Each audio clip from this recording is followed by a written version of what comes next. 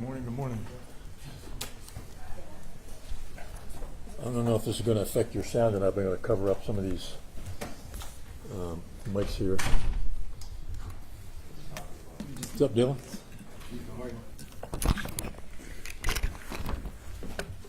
Thanks for thanks for showing up. Obviously, come on up here, guys. I've asked District Attorney Joe Gonzalez to be here today and make a few comments at the end of this briefing, and we'll make this short and sweet. I have most of the information I have here I think you've already been privy to. I do have a little bit of new information.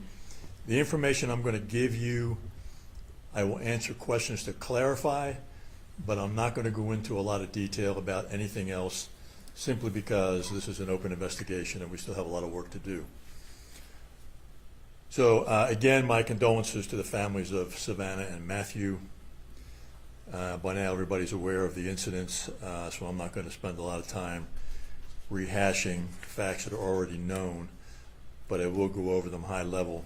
So on 12/26/23, our officers discovered 2 deceased individuals in a Kia Optima, and our homicide detectives at that point began their investigation right on that scene. Detectives learned that both victims were involved in the sale of narcotics and used their cell phones to conduct much of their business. Detectives collected the victims' phones, and with the help of the United States Secret Service, we were able to extract information that led to the development of a possible location of a suspect vehicle that was seen on the surveillance video. That occurred on Wednesday, 1/3/24. Detectives drove to that location and saw the suspect vehicle. They approached the home where the suspect vehicle was, and they knocked on the door. An individual by the name of Ramon Preciado answered the door and seemed to know why SAPD was there and cooperated with the investigation. Both Ramon and Christopher were home and brought to the SAPD homicide office for questioning. During the interviews, both suspects made enough statements to implicate them in the murder. Detectives walked warrants for their arrest. Christopher was arrested on the charge of capital murder. Ramon was arrested on the charge of abuse of a corpse. Yesterday, 1/4, more charges were filed. Christopher was also charged with abuse of a corpse, altering, destroying, or concealing evidence on a human corpse. Ramon was also charged with altering, destroying, concealing evidence, human corpse. Detectives also conducted a search warrant at the home of the suspects, where evidence was recovered. There is still an active investigation, and I'm not going to go into too much of the details, as I've previously said, because I don't want to jeopardize the integrity of the case or make the DA's job any harder once he gets involved in it.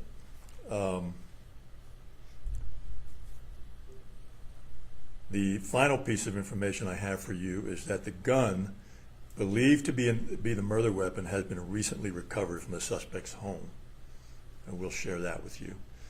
And Joe, would you like to say a few words? Thank you, Chief. Good morning, everyone. First, I want to thank Chief McManus for inviting me to be a part of this press conference. Before I begin, I also want to extend my condolences to the Soto and Guerra families, as they are in the midst of mourning. They are in the midst of grieving for the loss of their loved ones. So I think it would be appropriate for us to give them the respect that is due them during this period. But I do want to say that as I mentioned before, arrests were made. I was confident because I knew the kind of work that happens over here. I know the kind of dedication that the San Antonio Police Department has. They would identify suspects and make arrests, and that's exactly what happened.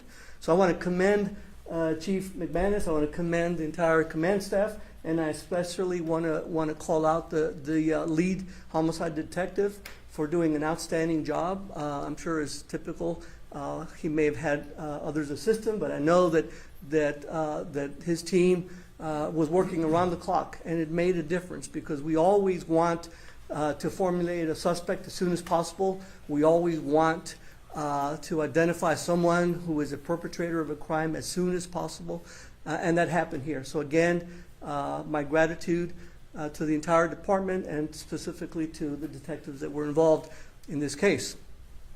As I have said recently, our job is just beginning, but we have to give SAPD time to complete their investigation. What they do when they, and the term is walking a warrant, when they present an affidavit for an arrest warrant, they only need to present probable cause to a magistrate judge, but that's only the beginning. They have the responsibility to complete the investigation, and I know that they will do that. They will do an outstanding job as that they've done so far. So let's give them the time to do what they need to do. We have 90 days to indict these cases, and so I am sure that they're going to get a prosecution guide, which is the term that we use for a complete file. I'm sure that they will get it to us in the appropriate time and before that 90-day timeline. So again, I want to commend everyone involved in the San Antonio Police Department for doing an outstanding job in identifying suspects and making arrests. Let's let the detectives complete their job. Let's let them file the cases in our office, and then we'll make the charging decisions, and we'll go from there. And again, I can't overestimate this. In order to bring justice to the memory of these two victims, and in order to bring justice to the survivors and the family members, it's going to be a long road, but we have to take things one step at a time. So let's do that. Let's let SAPD do their job, and then we'll need some time to review the facts and make those charging decisions. And once a case is indicted, then we'll go to the next step. And I'm sure I will have questions about this, so let me get this out there right now. There have been questions about whether or not this will be something that we will seek the death penalty on. It's too early to tell. I don't know whether or not this is something that we will make that decision. We'll cross that bridge when we get to it. As in every other case where we have a defendant who is death penalty eligible, we have a capital crimes committee that will meet, that will make, we will hear a presentation from the lead prosecutor in the court where this case ends up, and then we will discuss the facts that go into making a decision to seek the death penalty. But again, it is too early to tell. We don't want to put the cart before the horse. Let's wait till we get an entire case filed in our office. And once that happens, I anticipate that we will have indictments returned, but we have to wait and let a grand jury make that decision. But after that, then we will take it to the next level and make whatever decisions that we need to. Thank you very much. I'll take a few questions. And for the gun that was recovered at the suspect's home, have you guys done any tests, run ballistics on the gun to see if there's been any other connection to crimes? I will just say that we believe it's the gun that was used in the murder. As far as the testing and the ballistic results go, I'm not sure what they have yet. Chief, can you help clear something up on the surveillance video? We've had a lot of people reach out. It appears as if someone tosses the towel to Ramon Preciado before he wipes down the door on the sedan. Is that how it played out? What can you tell us about that small part of the sequence? Yeah, that's something we're still looking into. It's something that's been brought up in conversation about this, so we're still looking into that. So that could potentially be a third suspect or someone that was there while the bodies were dropped off at the apartment. As the investigation continues, it could be. I'm not saying it is. I'm just saying it is possible. If someone was there, if there was a second person in that truck, could they be charged with the same altering of a corpse or, essentially moving the bodies? Is that how the charge works? They could be, but I mean, that's something that would be determined once level of that person's involvement is understood, if that is the case at all. We saw videos of police activity on the house of the Preciados where you take the mom. Are you questioning her? I'm going to leave that question unanswered. Okay, thank you, everybody. Okay, Appreciate it. Sorry, can you go over the charges one more time on each one of them since they're updating them? Sure. So the additional charges that were filed were for Ramon. Christopher was arrested on a capital murder charge. Ramon was arrested on a charge of abuse of a corpse. Yesterday, Christopher was also charged with abuse of a corpse. And he and Ramon were charged with altering, destroying, or concealing evidence.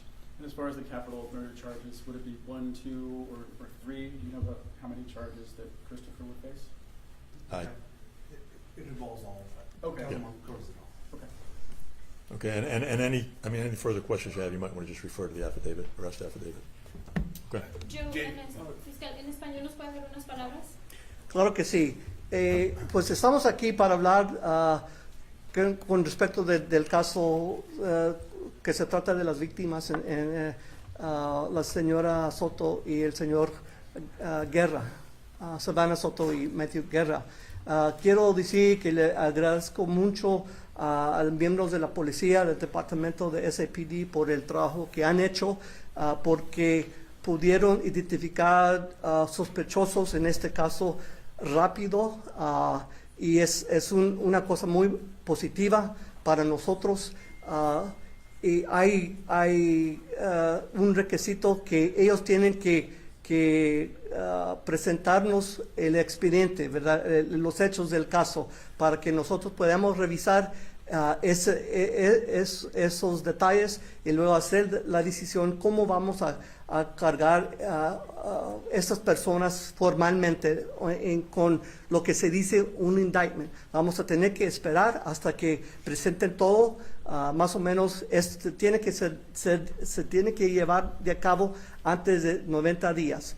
Y después de ese tiempo vamos a presentar los hechos del caso ante un gran jurado, y si podemos obtener el indictment o sea la acusación formal, entonces vamos a hacer decisiones de ahí en adelante, incluyendo la decisión si vamos a pedir la pena de muerte.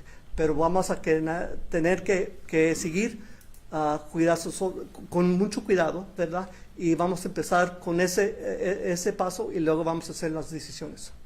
In English, in reference to your office released a statement regarding the fact that under Texas law, an unborn child is considered a person when it comes to the capital murder. Can you just reiterate that on camera? Sure.